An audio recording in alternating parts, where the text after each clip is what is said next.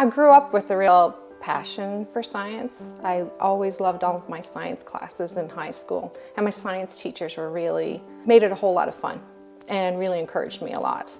Then when I came up here to Fort McMurray, I had opportunity to kind of pay it forward, right? To help girls see that you can be very successful in the sciences and in careers that mostly men would have. From my point of view, my job is like this much teaching bio, this much helping kids turn out right. Really, I mean, we do talk about biology and I do teach them different things about the body or whatnot, but there's bigger issues going on in their lives. Like, for instance, I had depression a number of years ago. It runs in my family, everybody has it. And for years and years, I never said a word about it. I would always talk about members of my family. So if we were studying the heart, I would talk about my uncle who had quadruple bypass, right? And the kids would get to know a bit more about me.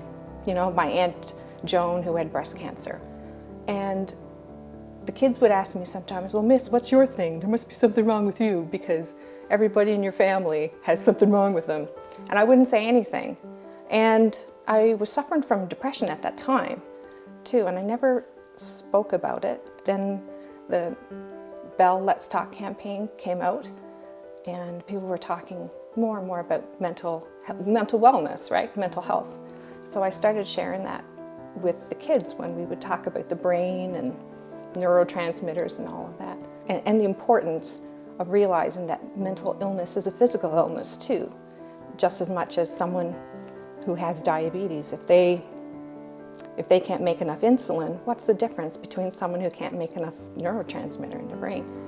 And it's magical because the conversations that we've had in class about it and the number of girls, and to a lesser extent boys, but so many girls have come to me and talked about their experiences, like their mom can't get out of bed, or Miss, I'm on the same medication as you, right? I had a girl contact me through Edmodo just about 6 months ago.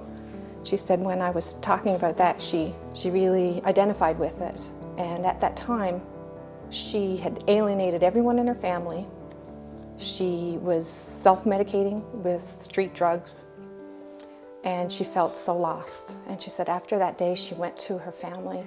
She told them what was going on. She got off the drugs and found out that she was actually bipolar.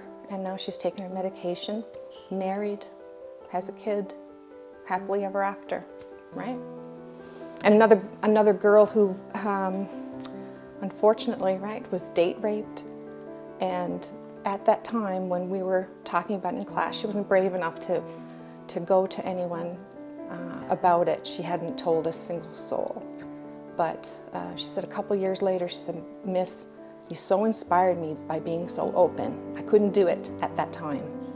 But you know, now I've got the strength, I know, to talk about it. So teaching bio, you know, classes and making sure that every unit is covered is such a small drop in the bucket compared to the power that you have to let teenagers know that they have someone on their side. They've got someone on their team, no matter what. Your teachers are here for you. And that's pretty rewarding. It's a very exciting time right now, I think, for women. And I want to do my part in helping girls realize that the sky's the limit, really, right now, in terms of being a professional woman in a gender stereotyped career in the past. And there's a lot of opportunity for women in leadership roles, too, in corporations. So it's our job to get them ready and to get them to see what's possible in the future. Ladies and gentlemen, Vicki Dawe.